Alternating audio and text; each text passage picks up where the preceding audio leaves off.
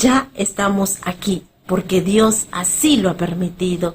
Y frente a eso nosotros siempre diremos gracias, Padre mío, por esta bendita oportunidad. Nos hemos convocado con el propósito de estudiar más de su palabra, porque queremos saber más de Él, queremos aprender cada día más y también porque sabemos que este es el secreto para estar siempre en comunión con nuestro Dios. Y así vengan las pruebas, las tribulaciones, las crisis, y lo que nos quiera vencer de este mundo no va a poder, porque nosotros siempre estaremos concentrados y meditando en todo lo que es para bien y que tiene que ver con nuestro Padre y la salvación de nuestras almas. Bienvenidos, queridos hermanos, amigos, contactos, personas que quizás todavía no asisten a la iglesia, pero por ahí vieron este programa y se detuvieron. Vamos a estudiar la palabra de Dios para saber qué es lo que nos depara en este mundo y cómo va a terminar la historia de la humanidad. Y no falta poco para el desenlace final de todo esto.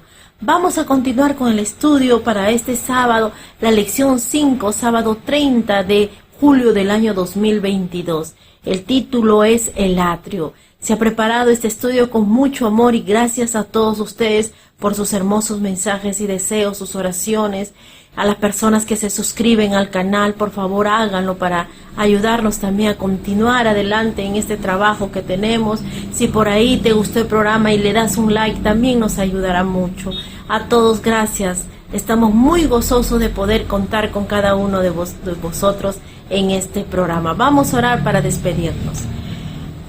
Gracias, Padre mío, por esta oportunidad. Estamos ya aquí, Señor, en las puertas, Señor, de tu santuario para poder contemplar la maravilla, Señor, que tú tienes para nosotros. Hoy nos hablarás, Señor, y queremos escuchar tu palabra. Queremos escuchar tu voz, Señor. Háblanos a nosotros personalmente porque necesitamos tanto de ti. Tú conoces, Señor, nuestras luchas, nuestras aflicciones, las decisiones que tomamos, pero sin ti no somos nada, Señor. Si tú no nos alientas, no nos inspiras, no nos coges con tu brazo poderoso para poder realizar, Señor, todo lo que deseamos. Porque queremos hacer el bien, como dice el apóstol, más el mal, Señor, es lo que brota instantáneamente de nuestro corazón porque somos pecadores.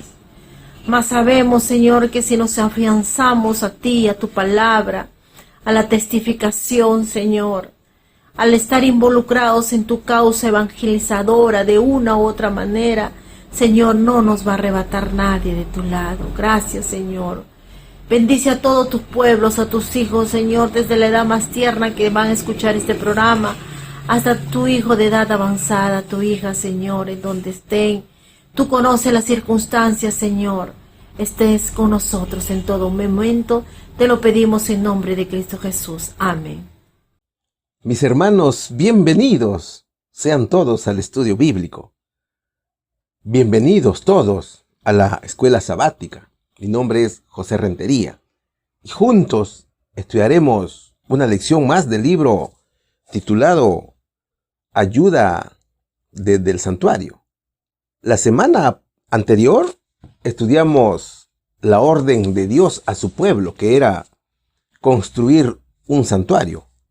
Hoy estudiaremos todo lo referente al atrio, sus cortinas, sus columnas, el altar de los sacrificios y el lavatorio de bronce. Y entenderemos, mis hermanos, que los elementos del atrio simbolizaban a Jesús. De cierto, te digo, yo soy la puerta de las ovejas. Yo soy la puerta. El que por mí entrare, será salvo. Entrará y saldrá y hallará pastos, decía el Señor. El atrio tenía una puerta amplia y llamativa. Esa puerta era vista desde lejos por sus colores. Todos la podían ver. Y era el único lugar también donde llegaba el pueblo. Hoy estudiaremos la lección número 5, que lleva por título El atrio. Y tiene 3 hermosos subtemas que vamos a desarrollar. El primero dice el atrio y la cortina de lino. El segundo dice altar de los sacrificios. Y el tercero es el lavatorio. Vamos a comenzar con la primera interrogante, que dice lo siguiente. ¿Cuáles eran las dimensiones del atrio? ¿De qué color era la cortina de lino que lo rodeaba? ¿Qué representa este color? Vamos a estudiar, mis queridos hermanos, el libro de Éxodo, capítulo 27, versículos del 9 al 15 y también el 18. Y harás el atrio del tabernáculo para el lado del austro, hacia el sur. Tendrá el atrio cortinas de lino torcido, de 100 codos de longitud, cada lado, y sus 20 columnas, y sus 20 basas serán de bronce. Los capiteles de las columnas y sus molduras de plata. Y de la misma manera, al lado del norte habrá a lo largo cortinas de 100 codos de longitud, y sus 20 columnas con sus 20 basas de bronce, los capiteles de sus columnas y sus molduras de plata. Y el ancho del atrio del lado occidental tendrá cortinas de 50 codos, sus columnas 10 con sus 10 basas, y el ancho del atrio por el lado del oriente al este habrán 50 codos. Y las cortinas de un lado serán de 15 codos, sus columnas 3 y sus 3 basas. Al otro lado, 15 codos de cortinas, sus columnas 3 con sus 3 basas. La longitud del atrio será de 100 codos y la anchura 50 por un lado y 50 por el otro, y la altura de 5 codos. Sus cortinas de lino torcido y sus basas de bronce. Isaías capítulo 61, versículo 10 dicen: en gran manera me gozaré en Jehová. Mi alma se alegrará en mi Dios, porque me vistió con ropas de salvación, me rodeó de manto de justicia, como a novio me atavió, y como a novia adornada con sus joyas. Apocalipsis capítulo 19, versículo 8 dice: y ella se le ha concedido que se vista de lino fino, limpio y resplandeciente, porque el lino fino son las justificaciones de los santos. Romanos capítulo 5, versículo 18, última parte dice: por la justicia de uno vino la gracia a todos los hombres, para justificación de vida. A ver, el santuario terrenal era una copia del santuario celestial. El santuario terrenal simbolizaba a Jesús y tenía 3 secciones totalmente definidas, ¿cierto? El atrio o el patio, que representa a Jesús como nuestro sacrificio, Cristo, que murió clavado en medio de 2 pecadores, como el verdadero Cordero. El atrio simboliza el momento espiritual donde nos preparamos para venir a la iglesia.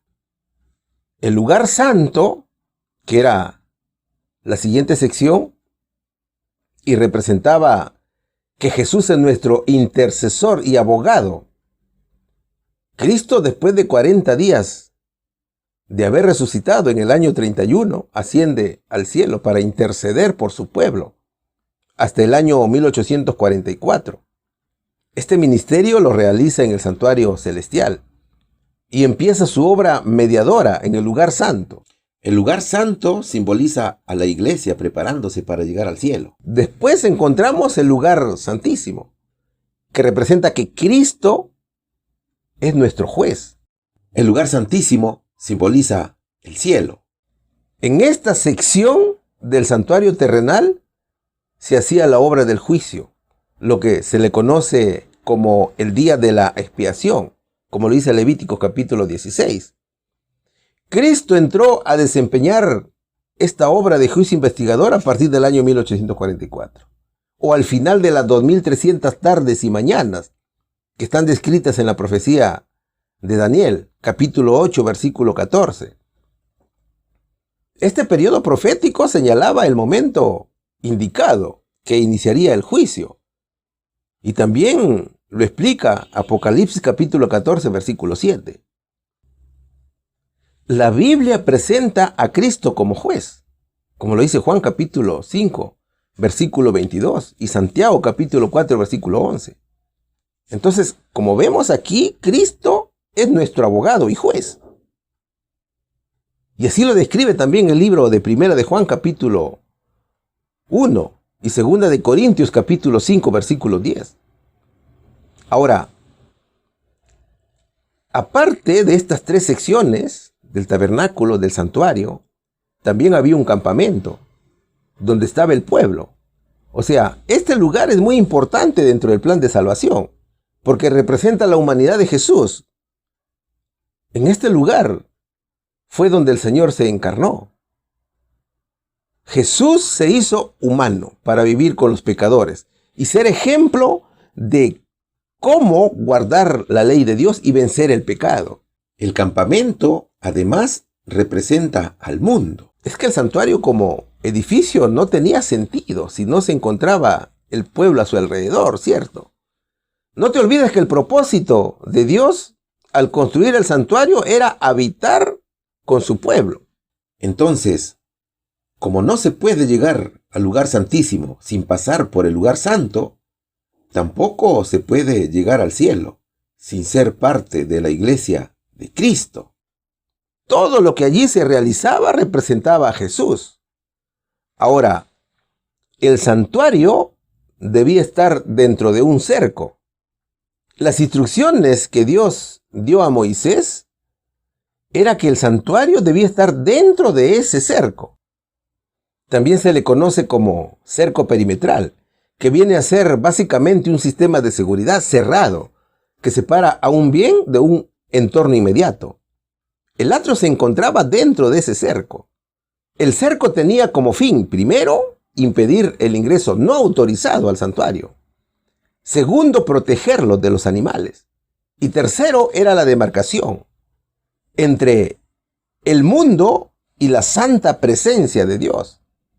Finalmente simbolizaba la forma de acercarse a Dios por su puerta. O sea, estas cortinas nos recuerdan que estamos separados de Dios a causa de nuestros pecados. Así como lo escribe el profeta Isaías en el capítulo 59, versículo 2, y también Romanos capítulo 3, versículo 23. ¿Cuáles eran las dimensiones del atrio? Veamos la imagen. Los versos dicen que tanto por el sur como por el norte, el atrio tendrá cortinas de lino torcido, de 100 codos de longitud cada lado, y por el ancho será tanto en el este como en el oeste de 50 codos. Así dice el verso. Y el verso 18 lo aclara mejor. Allí dice que la longitud del atrio será de 100 codos y la anchura 50 por un lado y 50 por el otro, y la altura de 5 codos, sus cortinas de lino torcido y sus basas de bronce. Primero fijémonos que cada codo equivale a 45 centímetros. Otras versiones de la Biblia señalan estas dimensiones en metros, como por ejemplo la Nueva Versión Internacional. Entonces, sus dimensiones serían por el norte 45 metros, por el sur 45 metros, por el este 22.5 metros y por el oeste 22.5 metros. En conclusión, el atrio tenía forma rectangular prácticamente. ¿Qué más dicen los versos? ¿Cómo eran las cortinas? Las cortinas que lo rodeaban eran de lino fino, de color blanco. Las cortinas del patio tenían las siguientes medidas. De alto medían 2.25 metros. De largo medían por el norte y sur 45 metros. Por el oeste 22.5 metros. Y por el este también 22.5 metros. Solo que por el lado este había una medida de 6.75 metros de largo a cada costado de la puerta. La puerta medía 9 metros de largo por 2.25 metros de alto. El material era tela azul, púrpura, escarlata y lino torcido. ¿Y qué representa el color blanco? El lino o el blanco representa la pureza de Jesús. El blanco habla de la santidad, de justicia. Es el siervo sufriente, pero triunfante, que quiere salvar a todos. Era la profecía de Isaías, hablando de Cristo. La iglesia también se vestirá de lino fino, de blanco y resplandeciente, ya que el lino fino es las acciones justas de los santos, como lo dice Apocalipsis capítulo 19, versículo 8. El blanco representa la santidad que Dios exige a todos los que se presentan ante Él. Todos los que le pertenecen al Señor podrán unirse en este salmo de alabanza. Ellos se alegrarán grandemente en el Señor. Como lo dice Romanos capítulo 5, versículo 18. Solo Jesús con su justicia es capaz de limpiarnos, de justificarnos para alcanzar la vida eterna. Ahora, ¿cómo eran las columnas? Las columnas eran en total 60 y se distribuían de la siguiente manera: 20 en el norte, 20 en el sur, 10 en el lado este y 10 en el lado oeste. La base era de bronce, que representan a Cristo, quien llevó el pecado de los hombres, mientras el juicio divino caía sobre él.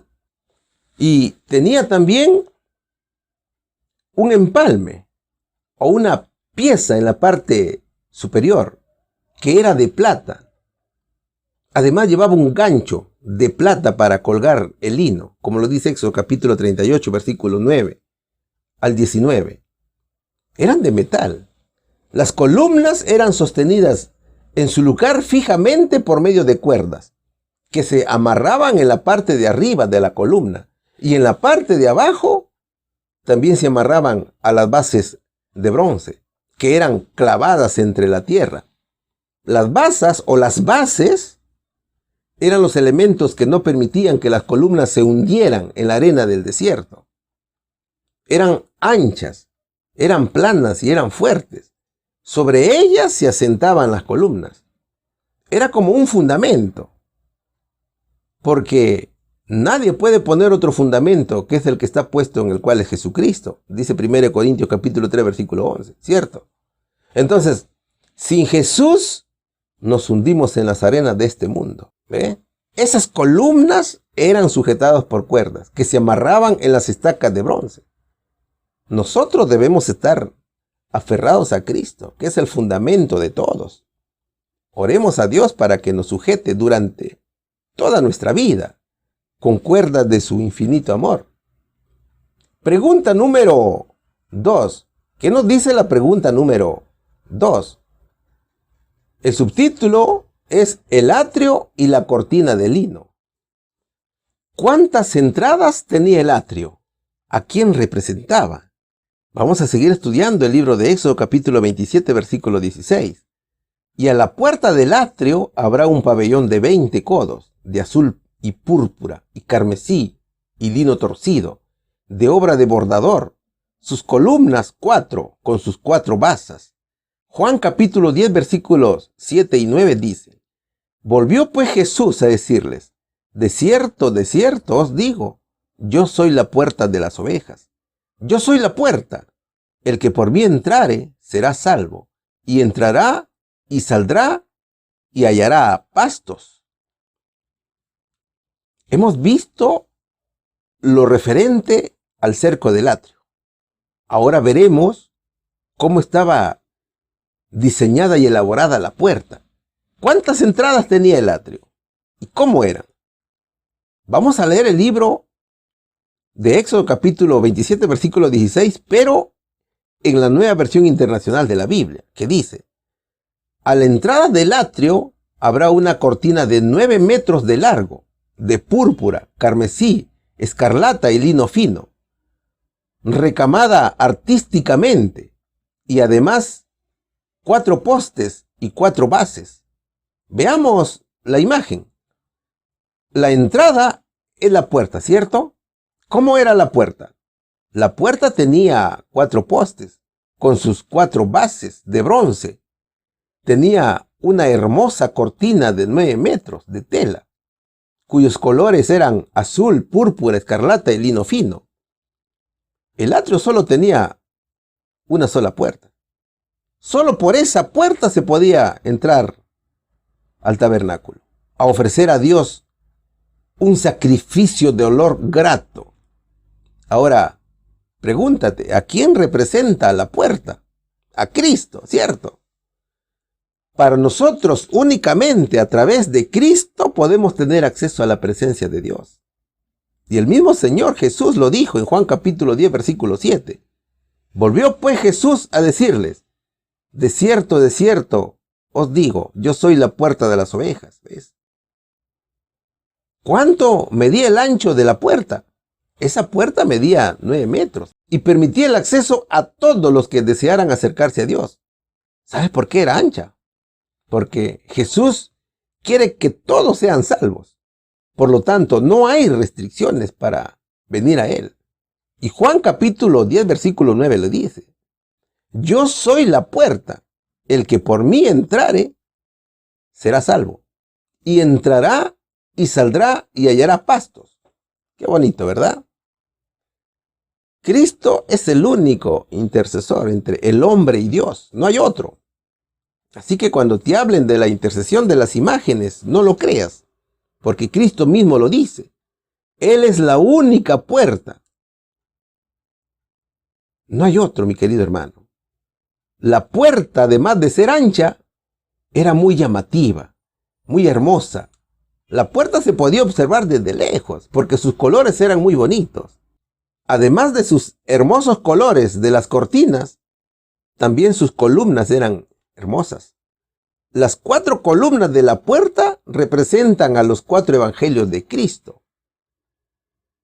Cada evangelio dice algo extraordinario del Señor Jesús.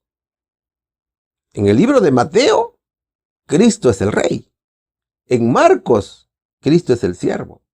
En Lucas es el Hijo del Hombre. Y en el libro de San Juan es el Hijo de Dios. Entonces, la estructura de la puerta estaba formada por 4 columnas.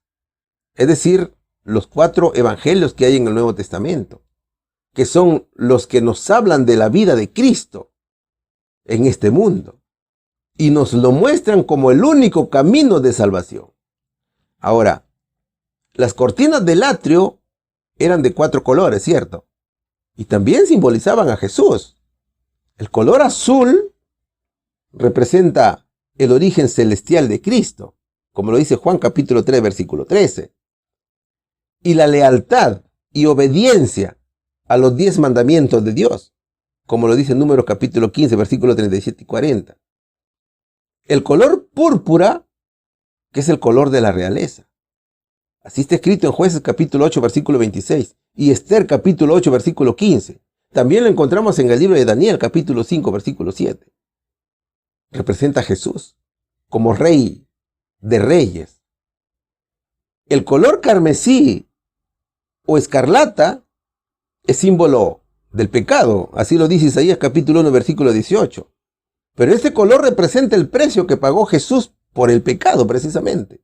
Como lo dice el libro de Pedro en su primera carta, capítulo 1, versículos 19 y 20. Y el lino blanco, que representa la pureza, es símbolo de la justificación y la santificación, como lo escribe Isaías capítulo 1, versículo 18 y Apocalipsis capítulo 7, versículo 14. Entonces, mis hermanos, solo por los méritos de Jesús tenemos acceso a Dios. El Señor nos invita a traer nuestras aflicciones, nuestras pruebas, nuestras tentaciones. Es que Cristo nos comprende. El Señor Jesús no quiere que recurramos a humanos con nuestros problemas. No. El Señor Jesús quiere que vengamos a Él. Y es por su sangre que podemos llegar al trono de su gracia y encontrar la solución a todo lo que nos aqueja, mis queridos hermanos. Pregunta número 3. El subtítulo dice altar de los sacrificios. ¿Cuál era el primer objeto visible en el atrio? Estudiaremos el libro de Éxodo capítulo 27 versículos 1, 2 y del 6 al 8. Harás también un altar de madera de acacia de 5 codos de longitud y de 5 codos de anchura. Será cuadrado el altar y su altura de 3 codos. Y harás sus cuernos a sus 4 esquinas. Los cuernos serán de lo mismo y lo cubrirás con bronce. Harás también varas para el altar, varas de madera de acacia, las cuales cubrirás de bronce. Y sus varas se meterán por los anillos, y estarán aquellas varas a ambos lados del altar para ser llevado. De tabla lo harás hueco, de la manera que te fue mostrado en el monte. Así lo harás. El atrio o el patio del tabernáculo simbolizaba la obra de Jesús en la tierra. Simbolizaba el sacrificio del Señor Jesucristo. En el atrio se ubicaban 2 muebles: el altar de los sacrificios y la fuente de bronce, o lavatorio. Era precisamente en el atrio donde se daba inicio al rito. El altar de los sacrificios era tal vez el objeto más usado del santuario. Medía aproximadamente 2 metros con 25 centímetros de largo, por 2 metros con 25 centímetros de ancho y 1 metro 35 centímetros de alto. El altar tenía 4 cuernos que servían para mojarlos con la sangre de los animales que morían en el centro del altar. La forma del altar era cuadrada y era de madera de acacia.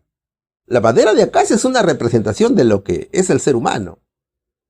En el altar de los sacrificios, la madera de acacia habla de Jesús como hombre, de su vida perfecta e incorruptible. Y aquel verbo fue hecho carne y habitó entre nosotros, dice Juan capítulo 1, versículo 14. ¿De dónde vino esta madera? Del desierto. Cristo también vino del desierto. Era raíz de tierra seca, donde Israel no veía en él parecer ni hermosura, ¿te das cuenta? Era un retoño del tronco de Isaí. El altar de los sacrificios contenía fuego continuo, y eso solo lo hace Dios. Él fue quien mandó a construir este mueble, que a pesar de todos los años de uso, no se desintegró. Todo lo que había en el santuario simbolizaba a Jesús, ¿cierto? Era un símbolo de nuestro Señor Jesucristo. ¿Ves? Entonces, mira, Cristo no tomó la naturaleza de ángeles, no, sino la naturaleza humana. Él era la simiente de Abraham. Grande es el misterio de la piedad. Dios fue manifestado en carne, decía el apóstol Pablo en 1 Timoteo capítulo 3, versículo 16. Es un elemento muy resistente, la madera de acacia, muy duro. Y la cruz de Jesús fue hecha precisamente de madera de acacia. En otras palabras, el altar de los sacrificios simboliza la cruz donde fue crucificado Jesús. El altar para el sacrificio habla de Jesús crucificado y su gran obra en el Calvario. El altar para el sacrificio está ubicado en el atrio, frente al portón. Es el primer lugar donde los sacerdotes ofrecían los sacrificios por el pecado del pueblo. Era la primera estación que la persona encontraba al ingresar y la única que la gran mayoría de israelitas podían conocer. Era en este lugar donde se hacían los sacrificios. Miles y miles de carneros, chivos, ovejas, corderos, toros, entre otros, fueron atados a los cuernos de este mueble santo. La sangre estaba por cualquier lugar de este altar. Cada mañana, cada tarde y en otras ocasiones se presentaban corderos ante el altar para ser atados, para ser degollados y consumidos.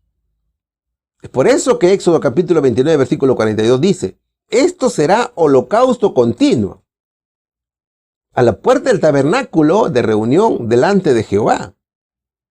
Escribía Moisés en este hermoso libro. Fíjate, el altar era cuadrado. Quizás se puede decir de que era también una representación de los 4 evangelios que predicarían al mundo sobre la vida, pasión, muerte y resurrección de Jesús. Mi querido amigo, necesitamos venir a Cristo para servirle. A Cristo le gusta el esfuerzo de su pueblo por conocer la verdad. La verdad no debe mantenerse en el atrio exterior, sino que deben estar en el interior de cada uno de nosotros. Para lograrlo, debemos separar del alma todo egoísmo. Debemos aborrecerlo, porque este mal es el que destruye la paz y la piedad. Es necesario hacer todo en el nombre de Jesús, dando gracias a Dios por todo lo que hagamos. Entonces, mis hermanos, el altar de los sacrificios nos muestra que Cristo tomó todos nuestros pecados sobre sí mismo. Con su bautismo, murió sobre la cruz, se levantó de entre los muertos y fue al cielo, donde hoy intercede por su iglesia. Pregunta número 4. ¿Qué nos dice la pregunta número 4? ¿Con qué estaba recubierto? ¿Para qué era? Y por tanto, ¿cómo se llamaba? Éxodo capítulo 38, versículo 30 y también capítulo 30, versículo 28 dicen: del cual hizo las basas de la puerta del tabernáculo de la congregación y el altar de bronce y su enrejado de bronce y todos los vasos del altar y el altar del holocausto, todos sus vasos y la fuente y su basa. Y también nos hace una recomendación: leer también Éxodo capítulo 31, versículo 9 y capítulo 35, versículo 16. Un altar es una estructura consagrada a Dios.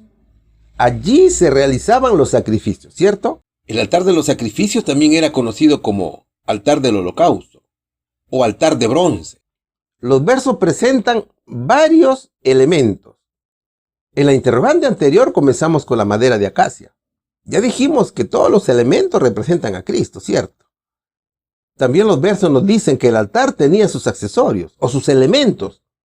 El bronce, como ya lo dijimos anteriormente, representa a Jesús, quien llevó el pecado de los hombres, mientras el juicio divino caía sobre él. Es un tipo del juicio de Dios sobre el pecado, como lo dice Apocalipsis capítulo 1, versículo 15. Los versos nos señalan que todo era revestido de bronce. Fíjate, el cobre tiene gran resistencia al calor, y para fundirlo y convertirlo en bronce se necesitan más de 1000 grados de temperatura.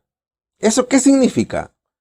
Significa que el forro de bronce que cubrió todo el altar nos recuerda lo que padeció Jesús cuando voluntariamente se hizo pecado por nosotros. Eran los sufrimientos del Señor durante el juicio de Dios. O sea, el bronce ardía pero no se consumía.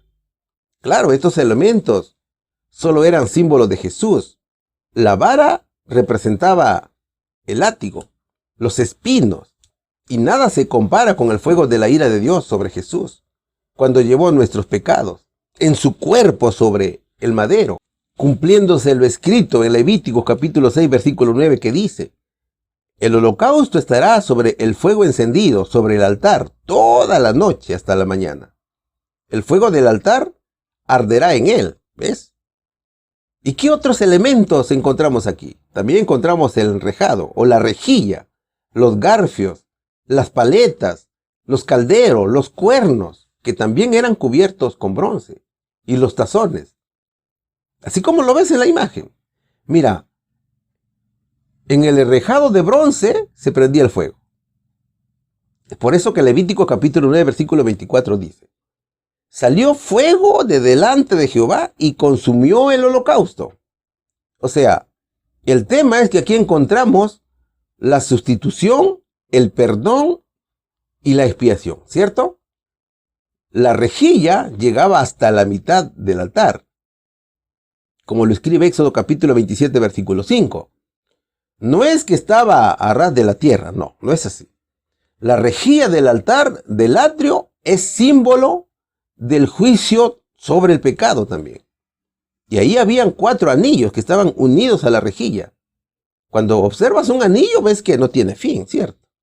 El anillo representa la eternidad. O sea, Cristo se ofreció a sí mismo una sola vez y para siempre, como está escrito en Hebreos capítulo 7, versículo 27, última parte.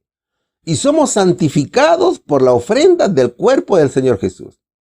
Y luego del sacrificio se ha sentado a la diestra de Dios para siempre. También observamos 4 cuernos que estaban cubiertos de bronce. Ellos representan a la humanidad o a los 4 puntos cardinales del planeta. Es Cristo muriendo por la humanidad. Estos cuernos hablan de poder, hablan de fuerza. Son elementos fundamentales para guardar el sacrificio en su lugar. Y así lo dice Salmos capítulo 118, versículo 27. Atad víctimas con cuerdas a los cuernos del altar. Es decir, que el animal era atado y luego era sacrificado. Fíjate, respecto a los cuernos, cuando alguien se sentía perseguido, se refugiaba en el santuario y se agarraba de los cuernos del altar, de los sacrificios. Y aquí encontramos dos ejemplos importantes. Adonías tenía problemas, pero era temeroso del rey Salomón. Entonces, ¿qué hizo Adonías? Adonías se refugió en el santuario y se agarró de los cuernos y se salvó de morir. Así está escrito en Primera de Reyes capítulo 1, versículo 50. En este caso hubo temor de Dios, pero lo mismo hizo Joab. Joab buscó protección en los cuernos del altar, solo que murió por orden del rey, como lo escribe Primera de Reyes capítulo 2, versículos del 28 al 30. En este caso comprendemos que vivimos en tiempos de gran engaño, en la cual se aceptan doctrinas falsas. Y aquí, para Joab, no hubo salvación, sino muerte por orden del rey. ¿Ves? Es que Joab no tenía temor al rey. Luego vemos el cenicero como un accesorio más. Allí se recogían las cenizas del sacrificio. La ceniza cae cuando todo se consume o cuando la obra termina. Eso significa que Jesús había triunfado sobre el pecado y dijo: consumado es. La justicia y la santidad han sido satisfechas en la víctima. Es el Señor que cambió sus ropas para ir al cielo y sentarse a la diestra del Padre. Entonces, mira, era en el altar donde se consumían todos los sacrificios que se ofrecían por fuego al Señor. Y sobre sus cuernos se rociaba la sangre expiatoria. En este altar se realizaban dos servicios, uno diario y otro anual. El servicio diario, que iniciaba en el altar del holocausto, en el atrio, y culminaba en el lugar santo, y el otro servicio, que se realizaba de manera anual. Comenzaba en el altar del sacrificio y terminaba en el lugar santísimo. Pregunta número 5. ¿Qué nos dice la pregunta número 5? ¿Cómo se usó este altar? ¿Qué ascendió continuamente al cielo? Vamos a estudiar el libro de Levíticos, capítulo 17, versículo 11, que dice: porque la vida de la carne en la sangre está, y yo os la he dado para expiar vuestras almas sobre el altar, porque es la sangre lo que hace expiación por el alma. Hebreos capítulo 9, versículo 21 nos dice: y casi todo es purificado, según la ley, con sangre, y sin derramamiento de sangre no hay remisión. Éxodo capítulo 29, versículo 38 al 42 dice: y esto es lo que ofrecerás sobre el altar cada día, 2 corderos de 1 año continuamente. Ofrecerás un cordero a la mañana y el otro cordero ofrecerás a la caída de la tarde. Y con un cordero, 1/10 parte de un efa de flor de harina amasada, con la 1/4 parte de un hin de aceite molido. Y la libación será la 1/4 parte de un hin de vino. Ofrecerás el otro cordero a la caída de la tarde, haciendo conforme a la ofrenda de la mañana y conforme a su libación. En olor de suavidad será ofrenda encendida a Jehová. Esto será holocausto continuo por vuestras generaciones, a la puerta del tabernáculo de la congregación delante de Jehová, en el cual me concertaré con vosotros para hablaros allí. En este altar se consumían todos los sacrificios que se ofrecían por fuego al Señor, y sobre sus cuernos se rociaba la sangre expiatoria. Mira, en este pacto de gracia, la purificación era con sangre de animales. Por eso que morían miles de animales limpios al año. El pecador debía tener fe en el rito. El pecador debía mentalizarse que el inocente animal representaba a Jesús. Mientras que en el segundo pacto, la purificación es por la sangre de Cristo, que es el verdadero cordero. Ahora, La purificación no consistía en una eliminación de las impurezas físicas. O sea, no era que porque tal vez te habías ensuciado la ropa, estabas impuro, no. La purificación era porque se había transgredido la ley de Dios. O sea, se había pecado. Y ese pecado debía limpiarse con sangre. Y por lo tanto debía ser una limpieza del pecado. Toda expiación se hace con sangre. Por eso que el verso 11 del capítulo 17 de Levíticos dice: porque la vida de la carne en la sangre está, y yo os la he dado para expiar vuestras almas sobre el altar, porque es la sangre lo que hace expiación por el alma. La expiación requería de un sustituto muriendo por el pecador. Y eso era lo que sucedía en el santuario terrenal. Mientras que para nosotros la purificación es con la sangre de Cristo. Es por esa sangre bendita que el Señor Jesús derramó en la cruz, es que nosotros somos limpiados. Fue Jesús quien murió como sustituto por el pecado del hombre. Y Hebreos capítulo 9, versículo 22 lo dice: y casi todo es purificado según la ley con sangre, y sin derramamiento de sangre no hay remisión. Cuando nos arrepentimos de todo corazón, Jesús, que está en el santuario celestial, escucha nuestras oraciones y nos perdona los pecados. O sea, somos justificados por la fe. Hemos alcanzado la gracia de Dios, ¿ves? Ahora, los versos también nos dicen cómo era la manera de presentar las ofrendas en el altar de los sacrificios. El tabernáculo ya estaba concluido, y tanto Aarón como sus hijos ya habían sido consagrados para el ministerio sacerdotal. También el altar ya había sido consagrado. Y Levítico capítulo 9, versículo 7 dice que Aarón tuvo que entregar 2 ofrendas. Primero por la expiación y el holocausto por sus propios pecados. Luego por los pecados del pueblo. Eso era la ofrenda por la reconciliación del pueblo, tal y como lo había mandado Jehová. Entonces, luego de las ofrendas, recién pudo iniciar sus servicios en el sacerdocio. Es a partir de allí que estuvo listo para servir a los demás. Después de esto se establecería el servicio diario en el santuario terrenal. Eran las ofrendas diarias. Ahora, ponga atención aquí. La ofrenda consistía en el sacrificio de 2 corderos de 1 año. Es decir, un animal bebé, ¿cierto? Inocente, sin defecto, dice la palabra de Dios. Repitamos nuevamente, hermanos. Inocente, sin defecto. ¿Sabes por qué el animal tenía que ser sin defecto?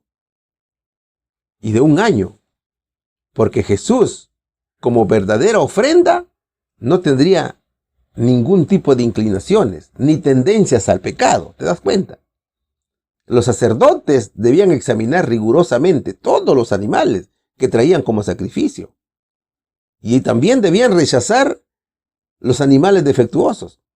Solo una ofrenda sin defecto podía simbolizar la perfecta pureza de aquel que había de ofrecerse como cordero sin mancha y sin contaminación, como lo dice Primera de Pedro, capítulo 1, versículo 19.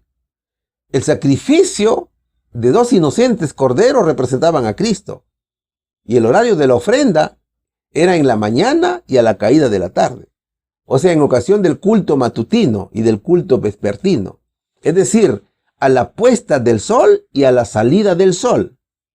Si vemos la hora de Israel o la nomenclatura judía, sería a las 6 de la mañana el culto matutino y el vespertino sería a las 6 de la tarde, en el santuario. Las horas designadas para el sacrificio matutino y vespertino se consideraban sagradas. Llegaron a observarse como momentos dedicados al culto por toda la nación judía. Incluso después que los judíos fueron dispersos por la cautividad a distintos países, ellos sabían que debían hacer este rito. Entonces, a la hora indicada, dirigían el rostro hacia Jerusalén y clavaban sus oraciones al Dios de Israel. Acuérdate lo que hacía el profeta Daniel cuando estaba cautivo en Babilonia. ¿Y con qué se acompañaba el cordero sacrificado? Vamos a continuar ilustrándonos con estas imágenes. El cordero se le acompañaba con una décima parte de un efa. Observa las unidades de medida que Israel tenía en ese momento. Al igual que nosotros hoy, que tenemos como unidad de medida el kilo, el litro, el galón, la unidad del quintal, el centímetro, el metro, también Israel tenía sus unidades de medida en ese momento. Esas unidades de medida las usaba para poder medir o pesar los productos. Entonces, el efa era una unidad de medida que equivalía a 22 litros.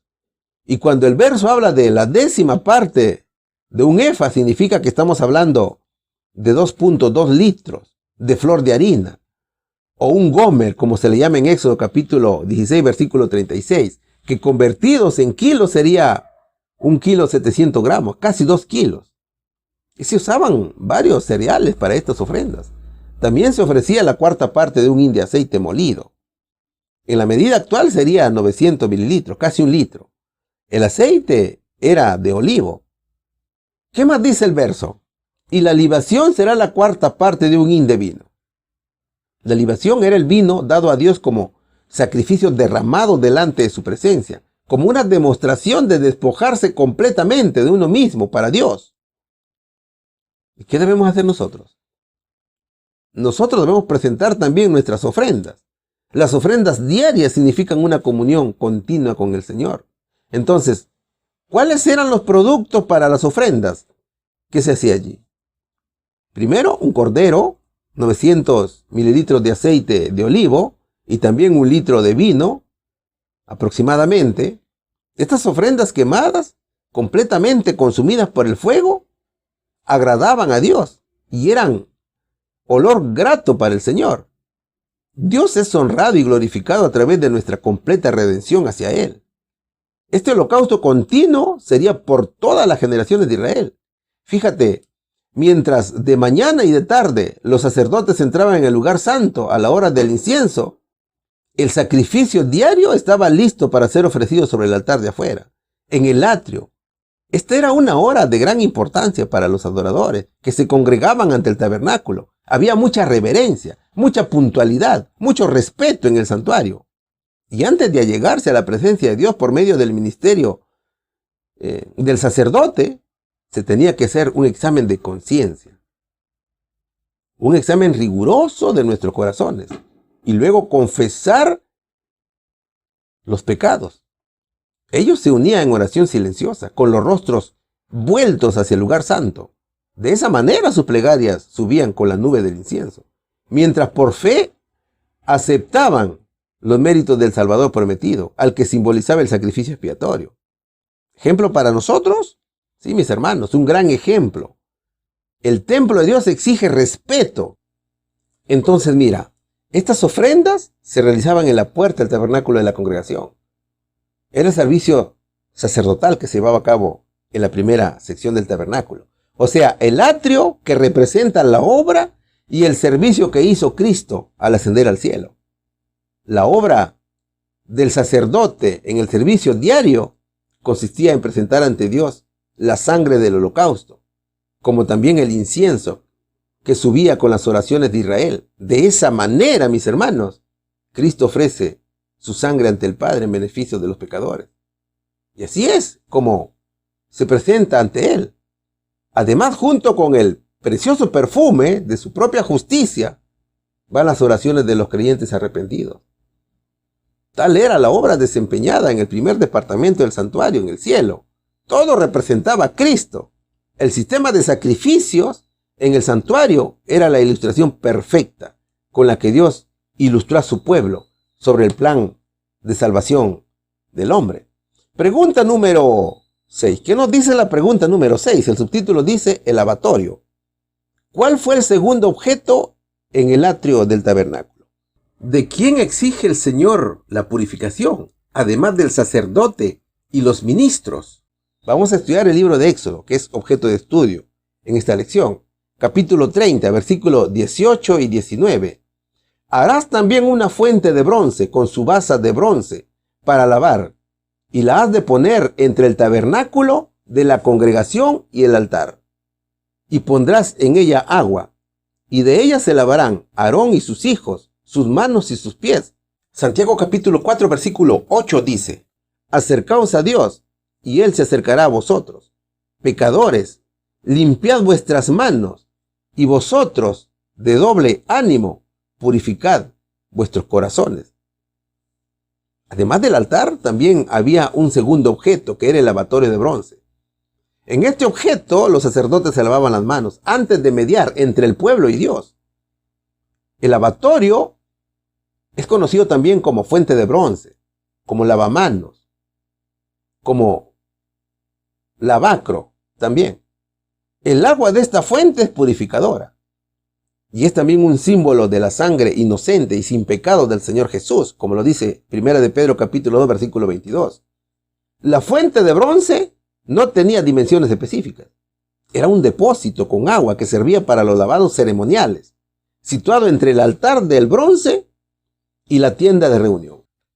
¿Sabes por qué Dios no entregó dimensiones acerca de la cantidad de agua y las medidas o las dimensiones de la fuente? Porque Dios dio libertad a Moisés de ser él quien diera las dimensiones y la cantidad de agua. ¿Sabes con qué bronce hizo Bezalel este lavatorio y también su base? Bezalel utilizó los espejos que entregaron las mujeres que ayudaban en la entrada del santuario. Así lo dice Éxodo capítulo 38 versículo 8. Es digno de resaltar la manera como las mujeres renunciaban a todo con el fin de purificarse para Dios. Harás también una fuente de bronce, con su base de bronce para lavar, y la has de poner entre el tabernáculo de la congregación y el altar, y pondrás en ella agua, y de ella se lavarán Aarón y sus hijos, sus manos y sus pies. Así dicen los versos. ¿Cuál era su ubicación en el atrio? La fuente debía estar en el gran patio, como ya lo dijimos, entre el tabernáculo y el altar. ¿Quiénes se lavarían en esa fuente? Aarón y sus hijos. Era en esa fuente que los sacerdotes debían lavarse las manos y los pies.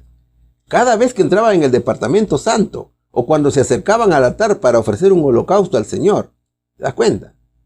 El sacerdote no podía entrar al tabernáculo a ejercer su servicio, a menos que primero se hubiese lavado. Si no se lavaba, no podía entrar. Mira, mi amigo, Dios quiere que estemos totalmente limpios. Cristo es esa fuente de agua que nos limpia de todo pecado. Fue Él quien lavó los pies a los discípulos. Es que Dios quiere que te concientices que tienes la necesidad de ser santo, con toda la pureza que implica la santidad. Muchas veces queremos servir a Dios, pero no queremos arrepentirnos. O sea, queremos hacer la obra sin llevar una vida que esté acorde con lo que Dios quiere. Es por eso que Santiago capítulo 4 versículo 8 dice: acercaos a Dios, y Él se acercará a vosotros, pecadores. Limpiad vuestras manos, y vosotros, de doble ánimo, purificad vuestros corazones. ¿Y cuáles son las enseñanzas del lavatorio y también del agua? ¿Qué representa la fuente de bronce y el agua? Mira, la fuente representa la obra que hace el Espíritu Santo. El agua representa al Espíritu Santo. Así está escrito en Juan capítulo 7, versículo 37 y también 38 y 39. Representa también a la palabra de Dios, como está escrito en Juan capítulo 13, versículo 10 y también capítulo 15, versículo 3. También Efesios lo dice en el capítulo 5, versículo 26. ¿Qué más representa? Representa el bautismo, como lo dice Juan capítulo 3, versículo 5. Y Romanos capítulo 6, versículos de 3 al 6. También lo dice Primera de Juan capítulo 5, versículo 8. Mediante estos dos símbolos sabemos que estamos con Jesús. Así se registra en Primera de Corintios capítulo 1, versículo 30. Mas por Él estáis vosotros en Cristo Jesús, el cual nos ha sido hecho por Dios sabiduría, justificación, santificación y redención. Qué bonito, mis hermanos. Ahora, el lavatorio sin dimensiones ni cantidad de agua significa que la decisión es personal. O sea, cada creyente decide el conocer la palabra de Dios. ¿Y cuánto la estudiará? Si la aplicará en su vida o la pondrá por obra. Eso representaba en que Dios no le puso dimensiones a la fuente de bronce, ni tampoco la cantidad de agua. Es que el agua, como ya te lo dije, representa la palabra de Dios, representa el Espíritu Santo, ¿cierto? Cristo ha venido para ser la fuente de pureza para el hombre. Por medio de Jesús, el pecador llega a formar parte del pueblo de Dios. Pregunta número 7. Estamos estudiando el subtítulo del lavatorio. ¿Qué debían hacer los sacerdotes antes de presentar ofrendas al Señor? ¿Qué purificación se ordena hoy a su pueblo para morar entre ellos? Éxodo capítulo 30, versículo 20 y 21 dice: cuando entraren en el tabernáculo de la congregación, se han de lavar con agua para que no mueran. Y cuando se acerquen al altar para ministrar, para quemar la ofrenda encendida para Jehová, se lavarán las manos y los pies para que no mueran. Y lo tendrán por estatuto perpetuo, él y su simiente por sus generaciones. Isaías capítulo 52, versículo 11, última parte, dice: limpiaos de los que lleváis los vasos de Jehová. Efesios capítulo 5, versículo 25, ¿qué nos dice? Última parte también, del versículo 26. Cristo amó a la iglesia y se entregó a sí mismo por ella, para santificarla, limpiándola en el lavamiento del agua por la palabra. Los sacerdotes debían lavarse en la fuente de bronce, debían limpiarse toda impureza. Tampoco se permitía que ingresaran en el santuario con los pies, con zapatos, con sandalias, porque las partículas de polvo adheridas al calzado habrían profanado el lugar santo. Recuerda que cuando Moisés tuvo su encuentro con Dios, el Señor le dijo: quítate los zapatos, porque el lugar donde estás es santo. Entonces los sacerdotes debían hacer lo mismo. Tú sabes que para entrar en un lugar santo debemos despojarnos de todo lo malo, ¿cierto? Los sacerdotes debían dejar sus zapatos en el patio antes de entrar en el santuario, y también debían lavarse las manos y los pies antes de ministrar en el tabernáculo. Esa es la orden que dio el Señor. Cuando entraran en el tabernáculo de la congregación, se han de lavar con agua para que no mueran. Cuando se acerquen al altar para ministrar, para quemar la ofrenda encendida para Jehová, se lavarán las manos y los pies para que no mueran. Y lo tendrán por estatuto perpetuo, él y su simiente por sus generaciones. Dios dice: tienes que lavarte con agua para que no mueras. También nosotros, mis hermanos, debemos venir a Jesús para confesarnos. Primera de Juan capítulo 1, versículo 9 dice: si confesamos nuestros pecados, él es fiel y justo para perdonar nuestros pecados y limpiarnos de toda maldad. Entonces, ¿qué purificación se ordena hoy al pueblo? Tenemos que ser limpiados, tenemos que pedir perdón, tenemos que arrepentirnos, tenemos que bautizarnos, tenemos que nacer de nuevo. O sea, significa que aquel que quiera acercarse a la presencia de Dios debe apartarse de toda impureza. Mira, la Biblia es un espejo, y cuando nos miramos en ella, se refleja nuestro pecado. Entonces, necesitamos confesar ese pecado y ser limpiados. ¿Te das cuenta? Efesios capítulo 5, versículo 25, última parte del versículo 26 dice: Cristo amó a la iglesia y se entregó a sí mismo por ella, para santificarla, limpiándola en el lavamiento del agua por la palabra. Cristo murió para que seamos limpiados con su sangre. La fuente de bronce con agua simboliza nuestra progresiva santificación. Debemos limpiarnos espiritualmente si queremos adorar, si queremos servir a Dios y ser utilizados por Él. O sea, significa que mientras más se acercan al lugar santísimo, donde se manifestaba la presencia de Dios, se requería un mayor nivel de santidad. Mi querido amigo, Jesús es la fuente purificadora y nosotros debemos venir pronto a Él para confesar nuestros pecados y estar limpio de toda impureza de nuestra alma. Solo Cristo con su sangre lo puede hacer. No hay otro, mi querido hermano. Mis hermanos, el atrio o el patio representa a nuestro Señor Jesucristo como nuestro sacrificio. Cristo murió clavado en medio de dos pecadores, como el verdadero cordero. El atrio estaba rodeado de cortinas de lino. Las cortinas constituían el cerco del tabernáculo. Claro, el tabernáculo estaba en medio del campamento del pueblo de Dios.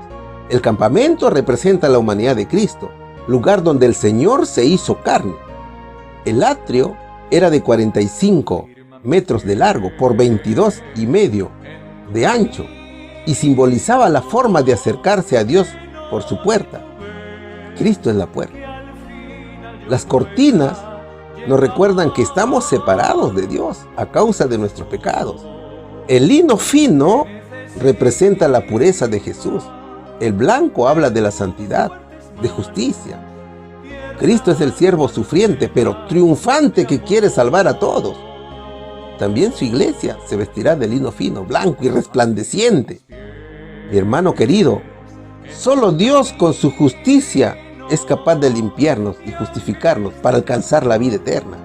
Ahora, el atrio tenía dos objetos: el altar de los sacrificios y el lavatorio de bronce. El altar de los sacrificios era de madera de acacia, traída desde el desierto, y estaba revestido de bronce.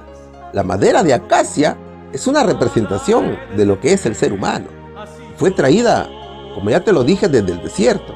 Jesús es también como humano, que nació como retoño del tronco de Isaí. O sea, vino del desierto. El altar de los sacrificios simboliza la cruz donde fue crucificado Cristo. El altar para el sacrificio hablaba del Señor Jesucristo crucificado, y su gran obra en el Calvario estaba allí presente. El otro objeto era el lavatorio. El lavatorio no tenía medida, pero fue hecho con el bronce de los espejos que dieron las mujeres, que ayudaban en la entrada del tabernáculo. Es la palabra de Dios, es la santa ley de Dios, que cual reflejo en un espejo nos muestra el pecado y también nos señala el camino. El agua de esa fuente es purificadora y es también símbolo de la sangre inocente y sin pecado del Señor Jesús. Los sacerdotes, antes de iniciar el servicio sacerdotal, debían lavarse tanto las manos como los pies. Mi querido amigo, la única fuente de purificación es Jesús, y a Él debemos venir para que nos limpie de todas nuestras maldades. La única manera de alcanzar la vida eterna es mirándonos en ese espejo, que es la ley. Luego venir a Jesús para ser limpiados con su sangre. Cristo quiere que estés consciente que para estar más cerca de Dios, tienes que estar santificado. Un fuerte abrazo, mis queridos hermanos, para todos, y un feliz sábado. Y que Dios los bendiga grandemente en el nombre de Jesús. Amén. Dios nos bendiga. Hemos hecho un trabajo muy gozoso con ustedes. El tener contacto cada semana es una bendición tan grande. Y nosotros sabemos que ustedes también están felices. Gracias por sus comentarios, siempre los leemos. Y nos emocionamos también porque somos humanos. No es a nosotros, sino a la bendita palabra de Dios. El que ustedes estén animados es un aliciente también para seguir trabajando con mucha entrega y cariño. Dios los bendiga. Pronto estaremos juntos una vez más. Bendiciones a cada uno de vuestras familias también, a las personas que están predicando, a los grupos pequeños, a las iglesias que recién se están formando, a los colportores, a los misioneros, a los pastores, a las iglesias también que han hecho esa determinación de salir a predicar, a hacer sus seminarios, a tocar las puertas. A todos, queridos, Dios los bendiga grandemente. Estaremos con ustedes también a través de la oración. Y nos vamos a despedir así, orando. Gracias, Padre mío, por esta bendita oportunidad. Hemos llegado hasta este punto del programa, ya finalizando en tu bendito nombre. Permite, Señor, que todo lo que hemos captado pueda, Señor, ser transmitido a otras personas y que podamos también aplicar en nuestras vidas tus enseñanzas. Ayúdanos a permanecer siempre fieles a ti a pesar de todo, Señor. Bendice a nuestros jóvenes, a nuestros ancianos, a nuestros niños y púberes. Todo sea bajo tu poder y tu gloria en el nombre precioso de Cristo Jesús. Amén.